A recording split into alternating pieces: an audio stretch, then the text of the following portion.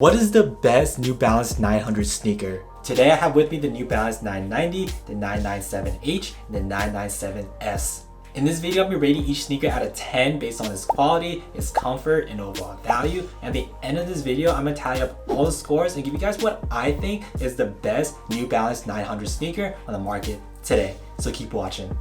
Let's start off with the 997S. The 997 was released in 1991 by designer Steven Smith, and ever since then has become one of the most popular New Balance sneakers of all time. Because of that, New Balance continues to explore the possibilities of the 997 silhouettes with the 997 Sport. But is New Balance getting a little too creative with their sports version?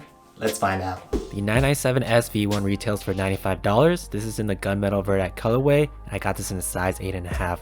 New Balance colorway is always on point. You have this teal, gray, white, and lime green color combination, and it looks great. The material of the upper is made from a mix of suede, mesh, and plastic. The sneaker weighs in at 377 grams, making this the second heaviest sneaker out of all three. Taking a look at the toe of the shoe, surprisingly the suede and the mudguard feels very high quality considering the shoe is under $100. The wavy cut of the mudguard gives the toe a very interesting shape. Above the mudguard you have this bright white mesh. There's fabric lining underneath the mesh, so it's not breathable as just straight up mesh, but it adds to the comfort. Just above the mesh you have this 3M material that reflects back. The shoelaces are your standard flat white laces. The shoe has a booty upper construction, meaning the tongue is not separate. It's integrated into the shoe. The upside to a booty construction is a lot easier to slip in your shoe, and also some people say it's more comfortable. The downside is that you can't really customize the fit. If you want a tighter or looser fit, you can't really do that with a booty upper. Taking a look at the interior of the shoe, you have a teal lining that matches the quarter panel. The ankle collar is very well padded and comfortable. The shoe features an all black foam insole with 997S printed on.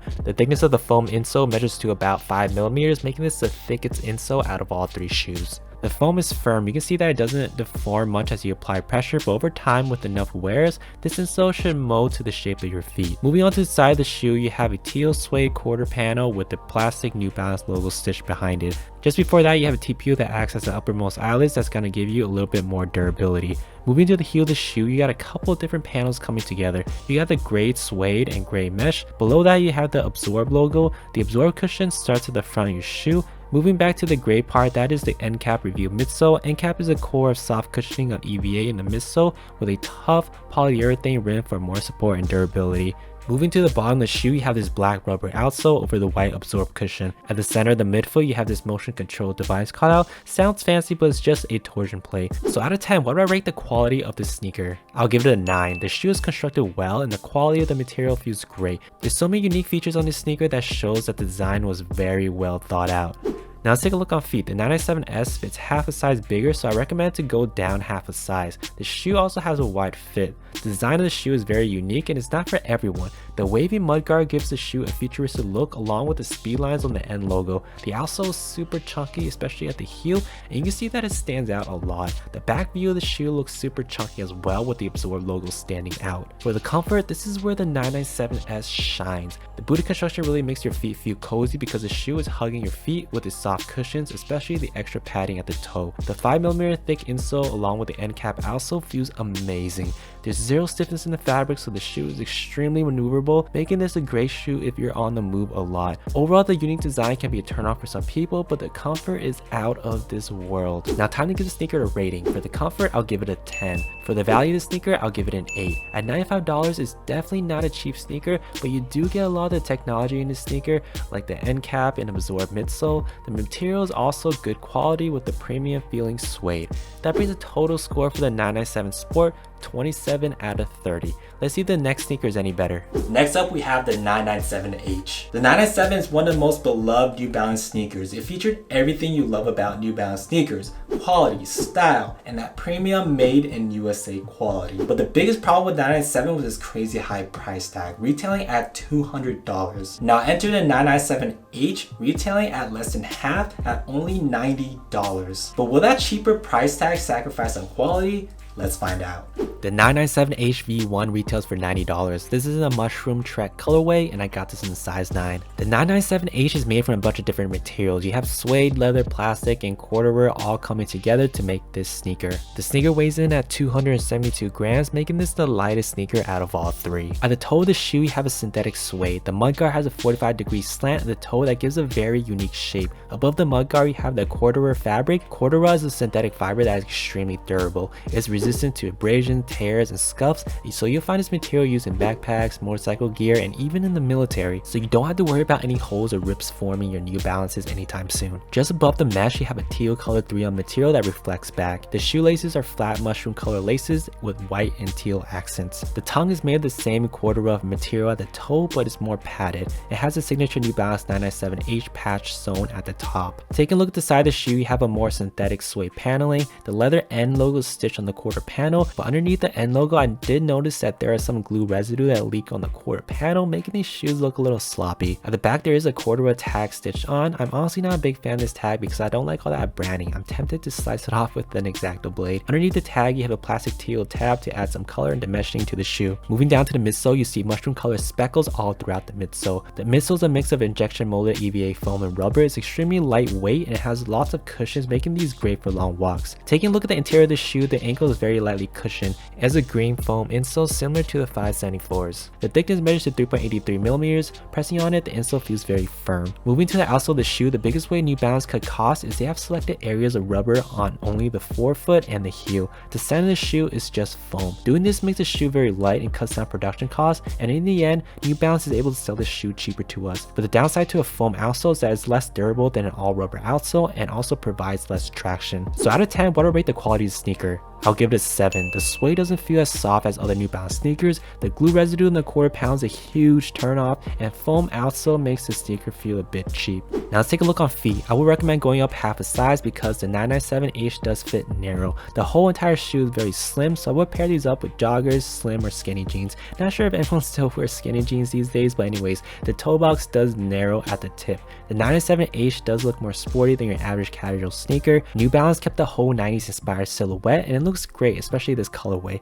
The teal and white accent gives this shoe a pop of color. Besides the look of the shoe, the traction and the outsole is not the best because of the lack of rubber. For the comfort, the 997H is a little disappointing. The lining on the inside of the shoe doesn't feel soft. The cushion on the insole is okay, but nothing special. The corduroy fabric at the toe feels stiff and doesn't feel like a good shoe for all day wear. On the plus side, the shoe is very lightweight, but other than that, the comfort is not the best. Now time to give the sneaker a rating. For the comfort, I'll give it a 7. For the value of the sneaker, I'll also give it a 7. At $90, I still think that's a little bit too high for the sneaker. From what we saw, there are some clear sacrifices on quality, material, and craftsmanship on the 997H. But don't get me wrong, this is a great looking shoe, but there's still a lot to be desired. That brings the total score for the New Balance 574, 21 out of 30. Just one quick message before we continue on this video. If you find this video helpful so far, don't forget to like and subscribe because it really helps out small content creators like myself and really encourages me to keep putting out videos like this. So don't forget to like, subscribe. Now let's get back to the video. And last but not least, we have the 990 V5s. The 990 was originally released in 1982 and at the time was the most expensive New Balance sneaker, retailing at $100, which equals to $300 today. Everyone thought the shoe would fail because of its high price tag, but to everybody's surprise, it ended up selling 10 times the expected amount. It instantly became one of New Balance's best sellers, and to this day, it has developed a cult following. Now let's see what the hype is all about. The 990 V5 retails for $185. This is in the gray Castle Rock colorway, and I got this in a size 9. The 990 V5 prides itself as made in America. It's one of the 4 New Balance sneakers that's still made in the US. 990 features premium handmade pigskin suede and textile mesh. The sneaker weighs in at 412 grams, making this by far the heaviest sneaker out of the 3. Taking a look at the tip of the shoe, you got a light gray suede mudguard. Moving up, you have a mesh material at the toe box. Overlapping the mesh, you have these perforated leather panels, and in the center of the shoe, you have a small 3M accent. As you continue up the shoe, you have a light gray suede paneling that houses the lace punch outs. The flat white laces on the Castle Rock colorway comes in nicely to match the midsole. Just beneath the laces, you have a gray mesh tongue with Made in the USA tag in the center. Moving to the side of the shoe, you have a light gray suede, and in the center of the quarter panel, there's a silver end logo made of the same reflective 3M material that you saw at the toe. Just beneath the light gray suede, you got perforated dark gray leather that accents the quarter panel.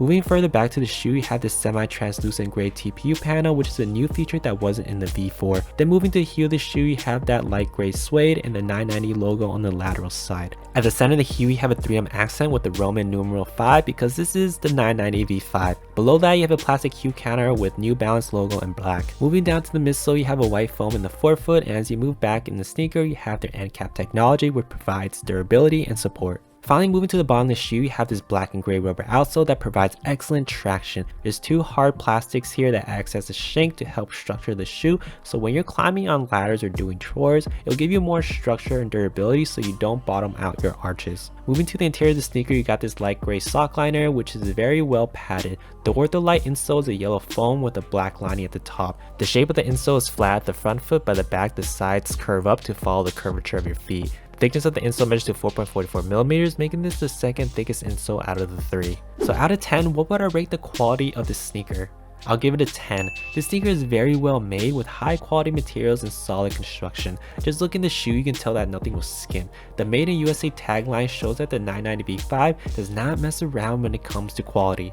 Now let's take a look on feet. The 990 fits true to size. The best part of the sneaker is how many sizing options you have. If you go on the website, not only do you have size 7 to 16, but you also have 6 different width options. You have extra narrow, narrow, standard, wide, extra wide, and extra extra wide. That's 6 width options for every size available, which is crazy. The 990 V5 is truly made for everyone. These are the closest you can get to dash shoes besides the Nike Air Monarch, but I do think these are more stylish than the Monarchs. It did take me some time to get used to, but I think this is a great looking shoe. The shiny Made in USA badge at the tongue makes the shoe look more sporty. I love the look of the back of the shoe. The midsole has these slanted lines running across it. The plastic heel stabilizer and 3M reflective V patch helps elevate the shoe to be more than just a dad shoe. I finally understand New Balance slogan now, worn by supermodels in London and dads in Ohio.